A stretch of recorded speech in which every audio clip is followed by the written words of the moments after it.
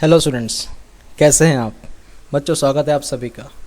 बच्चों, हमारा टॉपिक शुरू है डाइजेशन, और उस डाइजेशन में हमने जो लास्ट वीडियो में बात की थी वो की थी digestion in oral cavity. Got it. जिसमें हमने मैकेनिकल डाइजेशन, केमिकल डाइजेशन वो हमने बात की थी। आज जो बात हमें करने हैं वो डाइजेशन ही कंटिन्यू करना है, और उसमें हम बात करेंगे आज स्टमक के बारे में। Got it. तो शुरू करते हैं आज का टॉपिक, डाइजेशन इन स्टमक। सबसे पहले इनका जो कहना है डाइजेशन इन स्टमक के बारे में वो कुछ इस तरह है। Both the mechanical and chemical digestion take place in stomach. Yes, stomach में दोनों डाइजेशन होते हैं, mechanical as well as chemical. Okay. दूसरी बात ये कि जो हम खाना खाते हैं वो खाना खाने के बाद स्टमक में जाएगा। हम बोलते ना, हमारा मतलब खाना खाने के बाद पेट भर गया बोलते ना। तो खाना खाने के बाद पेट भरने का मतलब है स्टमक जो है वो फुलफिल हो जाता है, और उस स्टमक के अंदर जो फूड रहता है वो रहता है 4 to 5 hours. How much? 4 to 5 hours food रहता है स्टमक में खाना खाने के बाद। जैसे एग्जांपल, हमने 12 बजे खाना खाया, फिर 12 बजे जैसे खाना खाया, फिर वहाँ पे 4 to 5 आवर्स खाना जो है, फूड जो है वो स्टमक में रहेगा। The physical digestion happen by churning of food. अब फिजिकल डाइजेशन का मतलब होता है मैकेनिकल डाइजेशन। फिजिकल डाइजेशन का मतलब क्या है? मैकेनिकल डाइजेशन कैसे होगा? By churning of food. Churning of food का मतलब क्या है? मैंने आपको लास्ट टाइम बोला था कि चर्निंग का मतलब क्या है? रगड़ना। वो चीज़ को रगड़ा जाएगा स्टमक के अंदर, क्योंकि स्टमक के अंदर दांत तो है नहीं उसे चबाने के लिए, फिर उसको रगड़ा जाएगा, फ्रिक्शनाइज किया जाएगा, तो चर्निंग ऑफ फूड होगा स्टमक के अंदर। Thick muscular wall, a thick muscular wall of the stomach help churning process. Churning के लिए कौन हेल्प करेगा? जो मस्कुलर वॉल है स्टमक की। आपको पता है स्टमक में पूरी तरह से मसल्स की वॉल है। यस, वही हेल्प करने की चर्निंग प्रोसेस के लिए। ओके।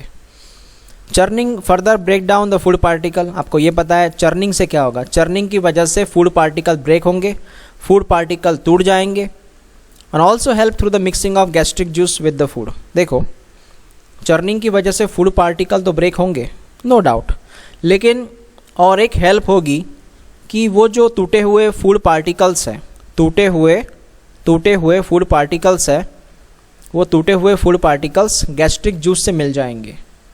किससे मिलेंगे वो? गैस्ट्रिक जूस से। पता है आपको गैस्ट्रिक जूस बनता है स्टमक के अंदर। यस, तो stomach responsible for produce the gastric juice. समझ में आया आपको? तो यहाँ पे टूटे हुए food particles plus gastric juice. Okay, ये है फूड पार्टिकल्स। तो ऐसा कॉम्बिनेशन बनेगा यहाँ पे। बात समझ में आ गई? यस, ये होगा डाइजेशन में। ओके, ठीक है। नेक्स्ट बात करते हैं। अब स्टमक में अलग अलग तरह के सेल हैं जो वहाँ पे गैस्ट्रिक जूस बनाएंगे, तो हम उन्हीं की बात करेंगे। The mucosa layer. बच्चों, आपको मैंने एलिमेंट्री कैनल का लेयर पढ़ाया था, जिसमें मैंने कहा था सबसे ऊपर होता है सेरोसा, उसके बाद में है मस्क्यूलैरिस। याद आया? ऐसे एलिमेंट्री कैनल के 4 लेयर्स थे। उसके बाद में था वहाँ पे सब म्यूकोसा, और बच्चों लास्टली था म्यूकोसा। ऐसे इसमें 4 लेयर्स थे। Okay, yes. सो ये जो चारों लेयर्स है, उनमें से ये जो म्यूकोसा लेयर है सबसे इनर मोस्ट लेयर है, ये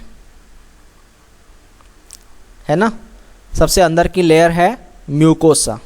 ओके, तो कहना क्या है, जो म्यूकोसा लेयर है सबसे इनर मोस्ट लेयर है स्टमक की, वहाँ पे गैस्ट्रिक ग्लैंड्स रहते हैं। मेरी बात को समझना, जो म्यूकोसा लेयर है स्टमक के अंदर, वहाँ पे रहते हैं गैस्ट्रिक ग्लैंड। क्या रहते हैं? गैस्ट्रिक ग्लैंड्स रहते हैं वहाँ पे। और ये जो गैस्ट्रिक ग्लैंड्स है, वहाँ पे आपको 3 तरह के सेल मिलेंगे। गैस्ट्रिक ग्लैंड में 3 तरह के सेल होते हैं।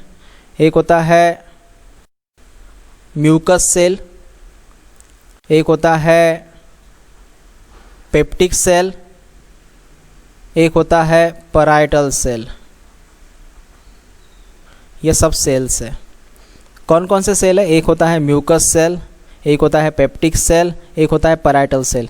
ऐसे 3 प्रकार के सेल होते हैं गैस्ट्रिक ग्लैंड्स में। क्लियर? ओके, तो वन बाय वन हम बात करेंगे अभी। तो गैस्ट्रिक ग्लैंड में पहला सेल है म्यूकस सेल। वो क्या बनाएगा? म्यूकस बनाएगा। तो हम बात करते हैं म्यूकस सेल के बारे में। म्यूकस सेल म्यूकस सेल क्या बनाएगा? म्यूकस बनाएगा। म्यूकस क्या है सर? म्यूकस एक स्टिकी सब्सटेंस है। It's a sticky substance.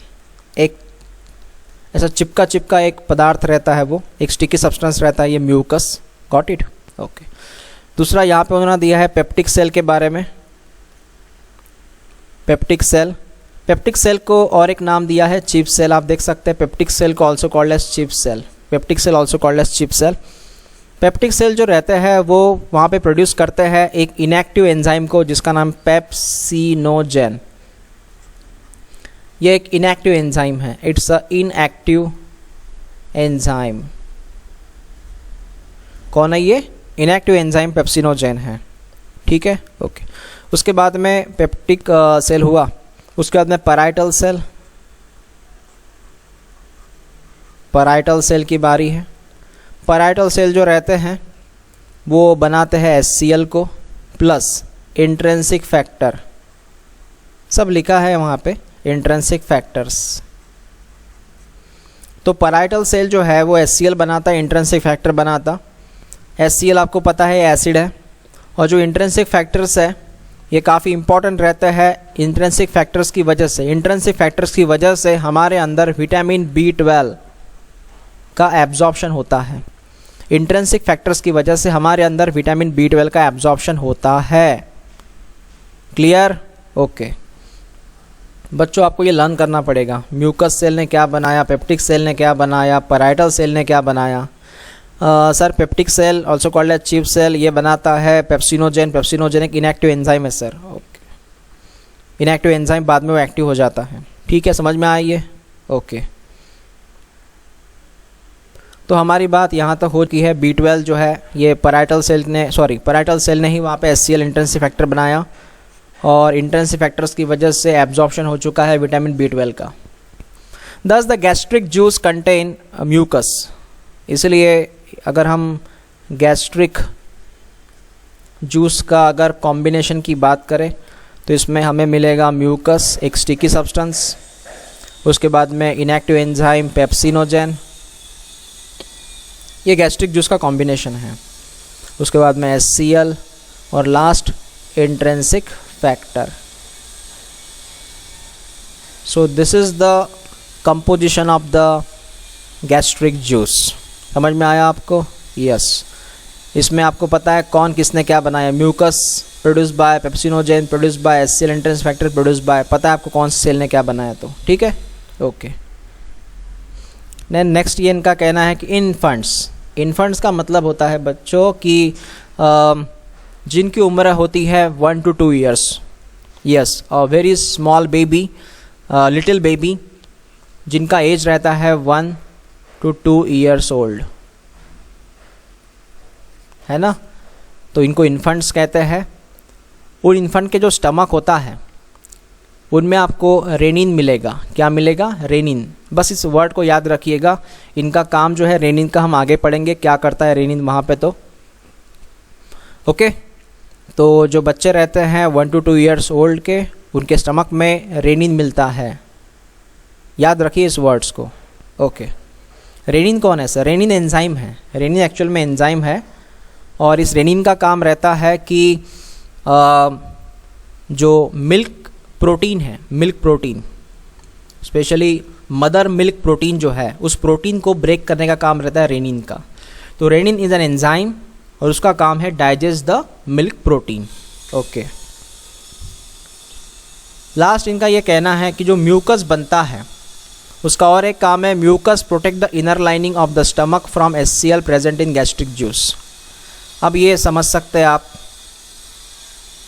अगर मैंने यहाँ पे स्टमक ड्रॉ किया, ठीक है, ये एरिया है स्टमक का, और इस स्टमक में स्टमक में आप ये वाइट कलर का म्यूकस लाइन देख रहे हैं, म्यूकस की लेयर देख रहे हैं।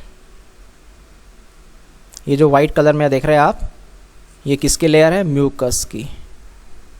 क्यों है पता है यहाँ पे ये लेयर? हाँ, इस लेयर की वजह से होता क्या है, इस लेयर की वजह से जो स्टमक के अंदर HCl है, ये HCl डायरेक्ट कांटेक्ट नहीं कर पाता स्टमक के वॉल्स को। HCl डायरेक्ट कांटेक्ट नहीं कर पाता स्टमक के वॉल्स को। अगर मैं आपको बताऊं, अगर HCl ने डायरेक्टली कांटेक्ट किया ना स्टमक के वॉल को, तो यहाँ पे हो सकता है इंजुरी, मतलब वहाँ पे हो सकता है अल्सर्स। समझ में आपको मैंने क्या कहा? तो HCl डायरेक्टली कांटेक्ट नहीं कर पाएगा स्टमक के वॉल को, because there is a mucus layer. Is that clear? तो ये काम है म्यूकस का कि HCl को स्टमक के वॉल से बचाना। ओके, बस इतना आप पोर्शन पढ़िए, क्योंकि इसमें अलग अलग सेल है, अलग अलग नाम लर्न करने हैं आपको। बाकी जो स्टमक का टॉपिक है जिसमें डाइजेशन हो रहा है, वो हम कंटिन्यू करेंगे नेक्स्ट लेक्चर में, क्योंकि अभी आपको ये चीज़ें लर्न करनी पड़ेगी। ठीक है बच्चों? ओके, मिलते हैं नेक्स्ट